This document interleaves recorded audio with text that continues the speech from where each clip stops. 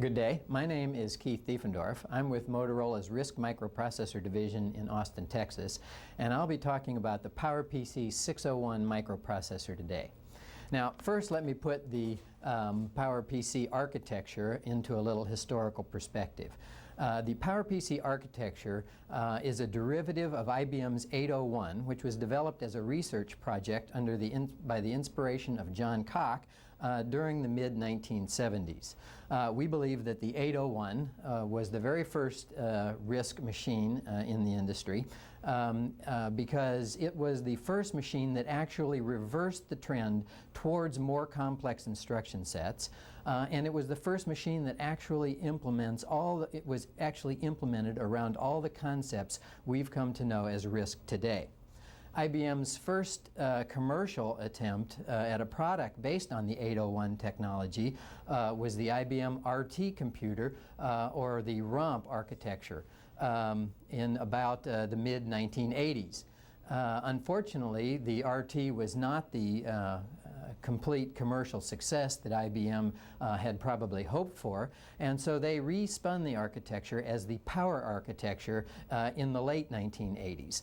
The POWER architecture now forms the basis for the RS6000 line of workstations, IBM's very successful line of workstations and servers. Then a couple of years ago, more than that now, IBM, Motorola, and Apple all got together with the vision of going into the future on a common RISC architecture. We chose the POWER architecture as the basis for that because it already had a very large installed base of software. However, to meet the very diverse needs of three companies like IBM, Motorola, and Apple, we felt that a few changes had to be made to the POWER architecture, and thus was born the PowerPC architecture. We made changes to the POWER architecture for the following reasons. First, we wanted to simplify implementations. We wanted to be able to build very low-cost chips for the PC industry. We wanted to build chips that had as high a clock rate as physically possible. Third, we had a vision of very aggressive superscalar machines, and in order to do that, we wanted to be sure that there were no architectural barriers in the way of producing such machines. Fourth, we thought that it important that the architecture live on into the next century, and so we thought it was necessary to extend the architecture to a full 64 bits today. Fifth, we needed to add multiprocessor features which were completely absent in the original POWER architecture. And fifth, we cleaned up the architectural model so that people would know precisely what is architectural and what is not architectural. The ground rules for making all these changes, however, was that the result had to be compatible with the POWER architecture. That is, all the old POWER binaries had to run. We did this mostly by eliminating features in such a way that they could be trapped and software emulated. I talked about cleaning up the architectural model.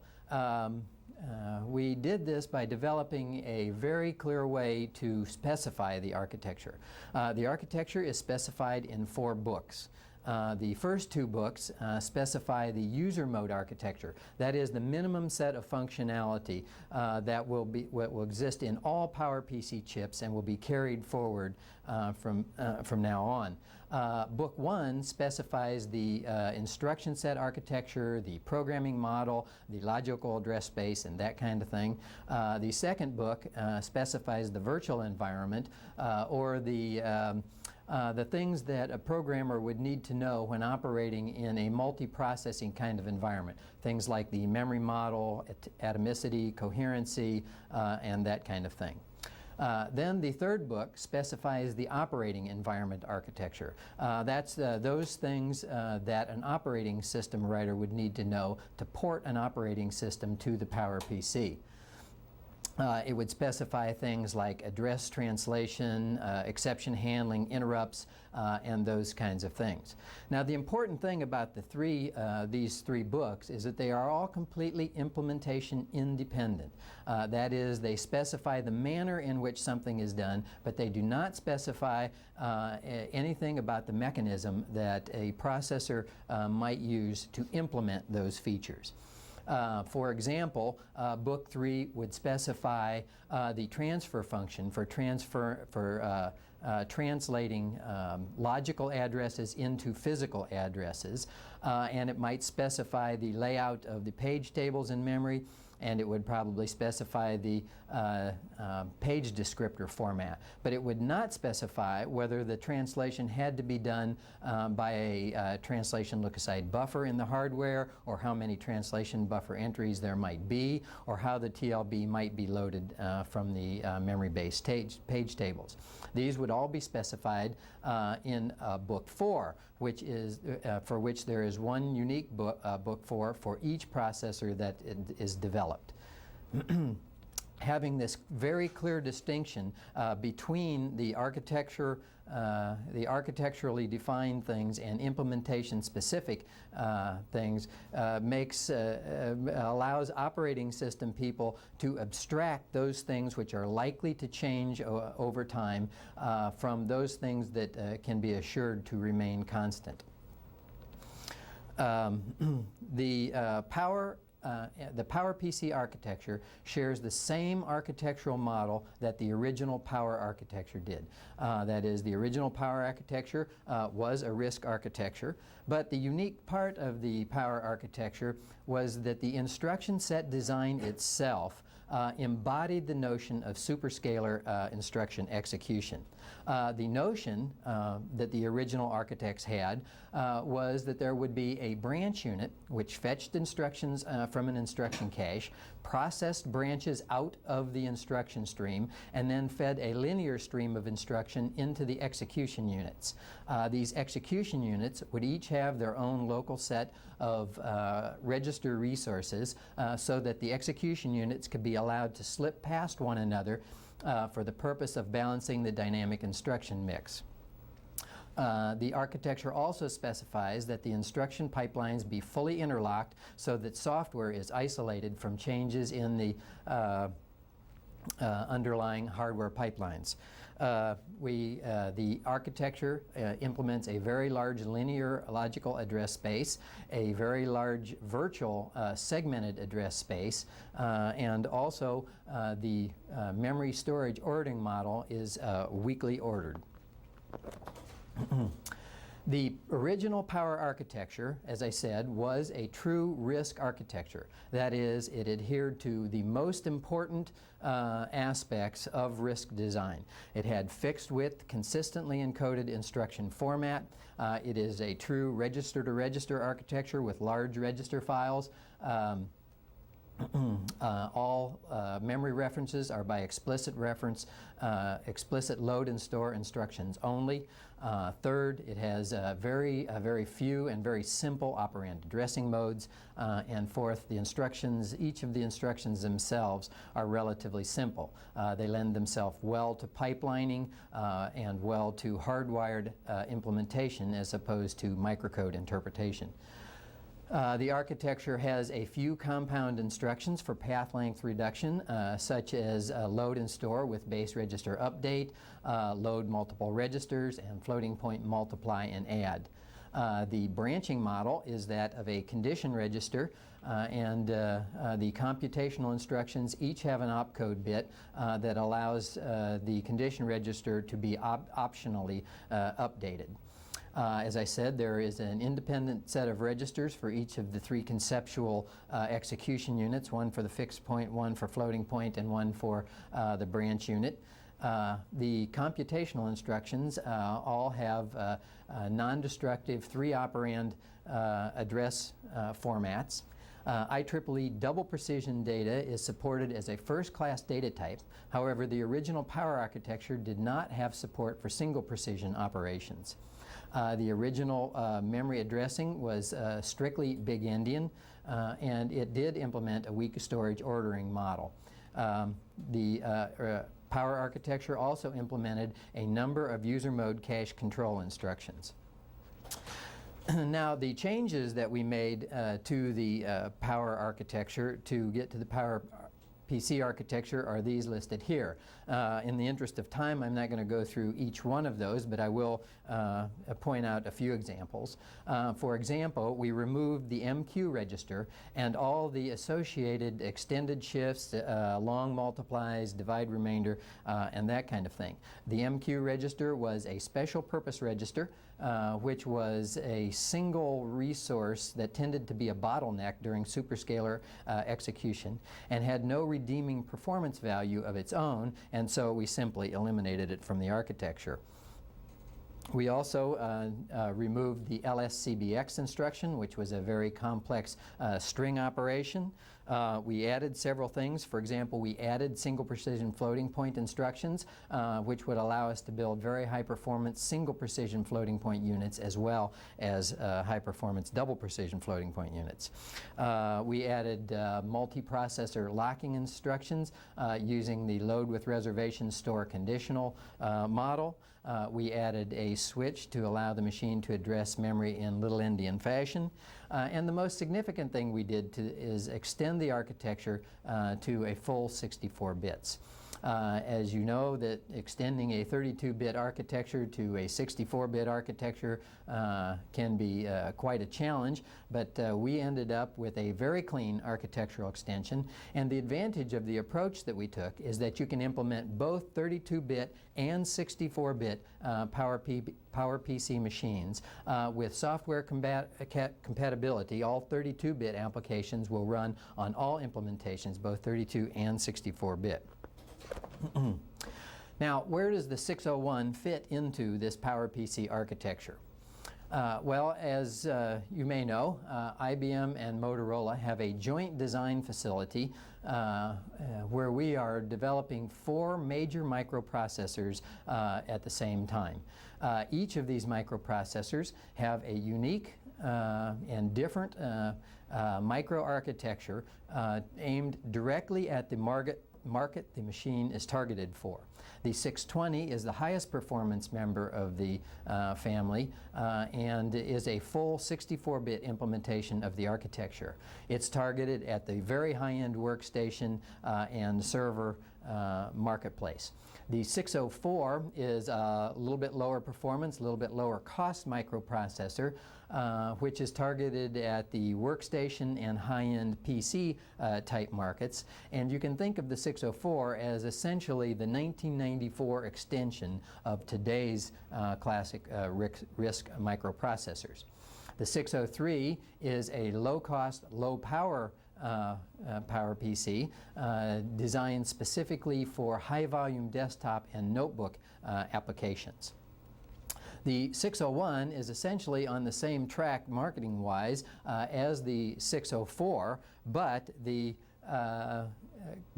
primary goal of the 601 was to get a PowerPC microprocessor to market very quickly in order to have commercial platforms available as soon as possible and in order to be able to support early software, PowerPC software development. Therefore, in order to do that, the PowerPC 601 was designed as a bridge chip from the Power architecture to the PowerPC architecture. To do that, we implemented a superset of both the Power and the PowerPC architectures. This allows us to run existing Power binaries at full speed without the need to trap and emulate the features that we removed from the Power architecture. This makes the 601 an ideal platform for developing new PowerPC software. And the main thing it does is give us time to re-optimize the compilers to the PowerPC and get that large installed base of software recompiled to the PowerPC architecture. Now, the primary goal, of course, was to get a PowerPC into the marketplace quickly, but the part had to be competitive, else it wouldn't have been a viable chip for early commercial platforms. And I think we have achieved that. In order to keep the cost of the PowerPC low, we did implement the 32-bit subset of the full PowerPC architecture, but we did add all the multiprocessor features, which will allow the 601 to be used in a wide range of systems. Now, inside the 601, first, the heart of the 601 is its 8-deep instruction queue, and it's a dispatch logic, which is capable of dispatching 3 instructions out of order to the 3 different execution units: the branch unit, the integer unit, and the floating point unit. Load and store instructions are processed through the integer unit, and the effective address is translated through the MMU into an effective address, which drives the large unified on-chip cache. On a cache hit, this cache can deliver 8 instructions in a single clock back to the instruction queue and also out to the memory write queues. It can deliver a 64-bit word to the floating point execution unit or a single word to the integer execution unit. On a cache miss, the memory transactions required are serviced by a very sophisticated memory queue and then on out to the bus interface, which has been adapted from Motorola's 88110 multiprocessor bus interface.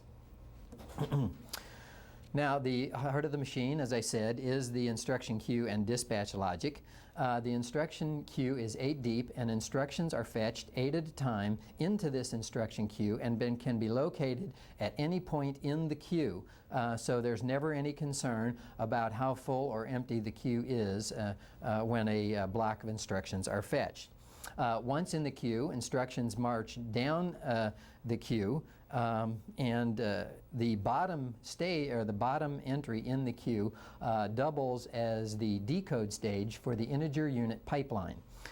From the decode stage, integer units proceed directly to the execute stage in the integer unit, or if the execute stage is busy, they can be dispatched into the into a holding buffer so that the instruction queue can still be advanced. From the execute stage, instructions stall at the execute stage in waiting on data dependencies to resolve and to iterate on multi-cycle instructions such as multiplies and divides. From the execute stage, instructions go directly to the final write-back stage where they complete, unless it is a load instruction, which goes through an extra pipeline stage waiting on data from the cache. So for most integer instructions, the pipeline is 4 stages long: fetch, decode, execute, and write back. Now, branch instructions and floating point instructions can both be dispatched out of program sequence from the bottom 4 entries of the instruction queue. We use branch folding on the branch unit. That is, we have decode logic that looks back into the instruction queue for branch instructions, and if it finds a branch instruction that can be resolved or one that can be predicted, it is immediately pulled out of the instruction stream and dispatched to the branch unit. As soon as it's pulled out, the instruction queue collapses behind it, filling the vacancy, and the instruction executes in the branch unit. The branch unit has a single stage pipeline but has an optional second stage for write back in the case of condition of subroutine calls. Similarly, when the floating point exceptions are disabled, floating point instructions can be dispatched from the instruction queue out of sequence. Also, the floating point unit is allowed to slip behind the integer unit so that the integer unit can proceed ahead while floating point instructions are still in execution.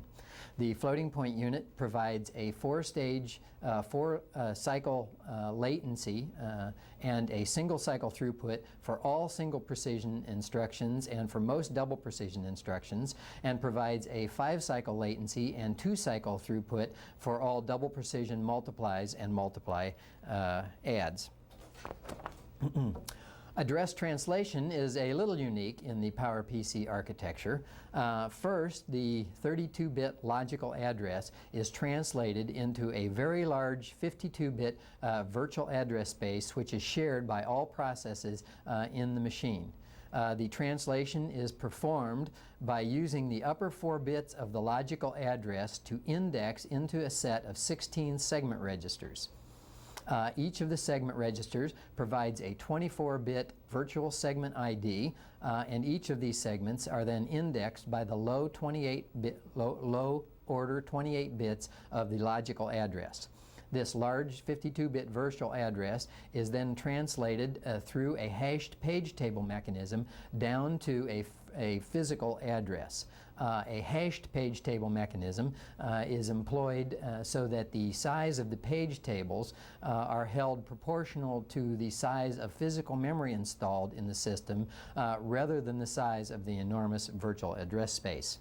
In a 64-bit architecture, which the 601 is not, but in the 64-bit version of the architecture, the logical address is a full 64 bits wide, the virtual address is a full 80 bits wide, and the physical address is also 64 bits wide. The segment registers in the 64-bit machine are replaced by a segment table in memory, which would probably be cached on chip by a segment look-aside buffer. Now, the PowerPC, the 601 implements this address translation mechanism, this address translation algorithm using the following mechanism. First, as I said, the upper 4 bits of the logical address are translated through the segment registers, and at the same time, 7 bits of the logical address are used to index into the 256 entry two-way set associative main TLB. An associative search is then performed to select one entry in the TLB. This TLB entry provides the physical page number, which is concatenated with the low 12 order bits of the page index from the logical address to form a fully developed physical address. The main TLB uses LRU replacement. All the pages specified are 4K bytes in size. Each page has supervisor and user protection, read-write protection, and also provides cache control. We have cache control over whether the cache on this page is write back or write through. We also have control over whether we're going to actually cache the page or cache bypass the page. In the event of a TLB miss, a hardware table walk mechanism goes out and rummages through the hashed page tables in memory to automatically load the TLB. Now, to prevent thrashing of the TLB, we also have a block TLB mechanism, which is used to map very large structures such as static operating system structures, frame buffers, I/O buffers, and that kind of thing. This block TLB has 4 entries. Each entry is variable size from 128K to 8 megabytes. The block TLB has 4 entries and is fully associatively indexed, uses LRU replacement, and provides the same supervisor, user, and read-write protection and cache control as is provided on a page basis by the main TLB.